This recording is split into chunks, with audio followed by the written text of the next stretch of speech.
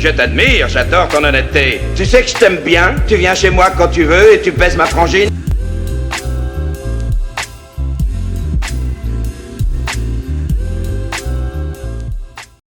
Salut tout le monde et bienvenue sur l'écran fou. Et donc je réitère mes vœux à toutes les personnes qui vont consulter cette vidéo. Et aujourd'hui, on va parler de Dream Scenario, donc le dernier film de Christopher Borgli, qui nous avait déjà gratifié il y a très peu de temps de cela avec Sick of Myself, donc film que j'avais trouvé vraiment très sympa. Donc ici Dream Scenario pour le studio A24, donc studio comme vous le savez que j'adore, mais qui bon cette année m'a quand même un petit peu déçu, notamment avec le dernier film d'Ari Aster, que pourtant j'attendais beaucoup, donc c'était Beau is Afraid. Et donc Dream Scenario que je regrette finalement d'avoir vu après que j'ai établi mon top des films de 2023, non pas qu'il aurait fini dedans, mais que, en tout cas, il aurait largement mérité de figurer dans les mentions honorables. Donc Dream Scenario qui raconte comment Paul, donc un professeur et père de famille, voilà, tout ce qu'il y a de plus normal, se retrouve malgré lui dans une situation totalement inédite et incontrôlable, puisque des centaines, voire des milliers de personnes se mettent à rêver de lui, voilà, comme ça. Et très vite, donc, le phénomène, vous vous en doutez bien, va évoluer et impacter dans la vie de Paul et de son entourage, et je n'en dirai pas plus. Alors c'est vrai que dès le départ, rien que sur ce postulat de base, t'es vraiment devant un film propre à A24. C'est en partie pour ce genre de film d'ailleurs que ce studio voit son succès grandir, quoi. Et alors autant le dire tout de suite, ce film est tout simplement fascinant. Non pas pour sa mise en scène, qui est somme toute honorable mais très générique, malgré cette photographie très désaturée qui aide un petit peu au climat oppressant et surtout inquiétant du contexte, mais je dirais que c'est un film fascinant pour ce qu'il symbolise dans le fond. Et puis je cache pas que de toute façon, l'idée de retrouver Nicolas Cage dans un film, pour moi, rien que ça, en fait, ça suffit presque à me motiver. J'adore Nicolas Cage. Et après, effectivement, la déception Renfield, où justement lui demander de faire du Nicolas Cage, alors que l'idée de lui faire interpréter un Dracula à l'ancienne, tu pouvais pas trouver plus génial que ça, quoi.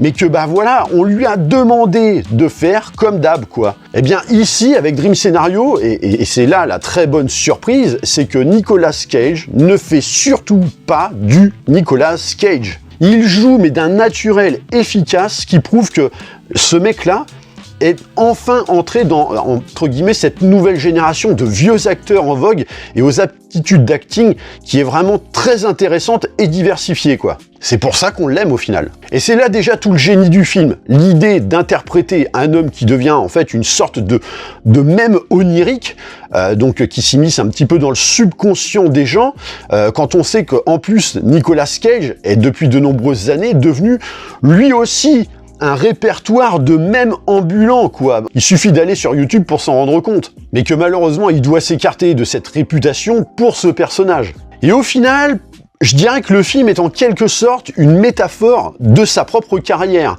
Donc un acteur renommé qui a chuté et qui a fini par vraiment traîner une réputation dont il aurait aimé se détacher dans la conscience collective, et donc se faire oublier pour ensuite vraiment revenir en homme nouveau, quoi.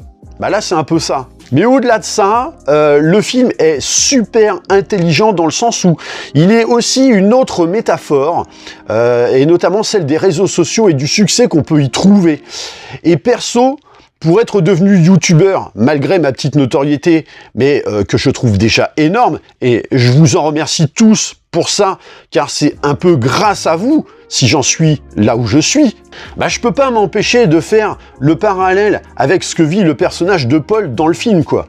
Que ce soit par exemple l'idée d'être du jour au lendemain, comme ça sans prévenir, et ce malgré lui, une célébrité un peu amusante et énigmatique à la fois, jusqu'au jour où un événement, donc là aussi non désiré, nous mène à cette chute avec une réputation très vite salie et donc qui s'éparpille telle une traînée de poudre, hein, et que, quelle que soit la manière de nous justifier, et ce, dans notre bon droit, hein, eh bien, on ne pourra jamais rien y changer, ni atteindre la raison des gens, tant qu'ils resteront conditionnés par l'idée qu'ils ont envie de se faire de nous, quoi. Et puis Dream Scenario, c'est aussi une manière de caractériser le fait que, encore une fois, avec l'avènement des réseaux sociaux, une réputation, elle est rapidement éphémère, qu'elle soit bonne ou mauvaise.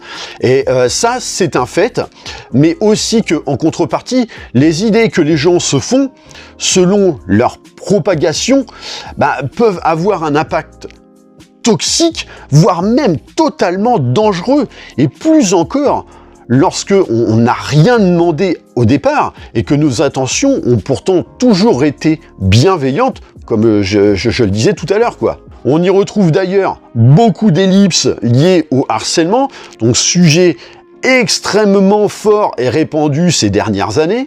Néanmoins, je ne cache pas qu'on manque un petit peu de passer par la case coup de cœur à cause vraiment d'un ou deux soucis.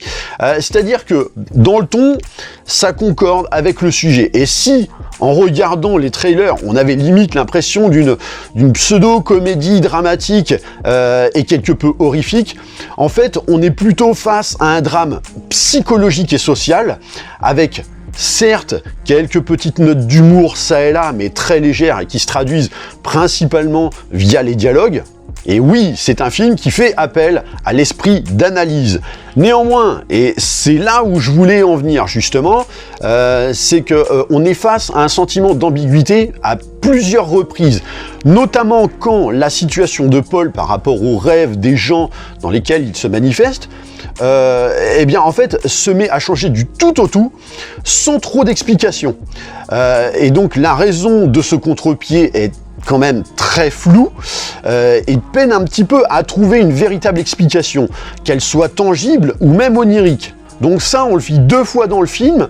Alors après, c'est pas spécialement perturbant dans le sens où peut-être que la fin justifie tout ça.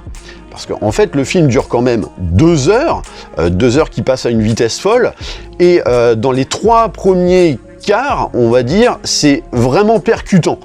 Il y a ce suspense perpétuel et ces interrogations qui sont quand même assez nombreuses, mais à mon sens, la fin trébuche littéralement avec, entre guillemets, une espèce de pirouette science-fictionnelle qui, au final, ne justifie rien du tout par rapport à toutes nos interrogations, si ce n'est de jouer un petit peu la carte thérapeutique via un subterfuge à la limite du dangereux et qui, pour moi, outrepasse l'aspect personnel et le respect de la vie d'autrui. Après, c'est peut-être volontaire de la part de Christopher Borgli, puisqu'il n'est pas que réalisateur, il est également scénariste du film.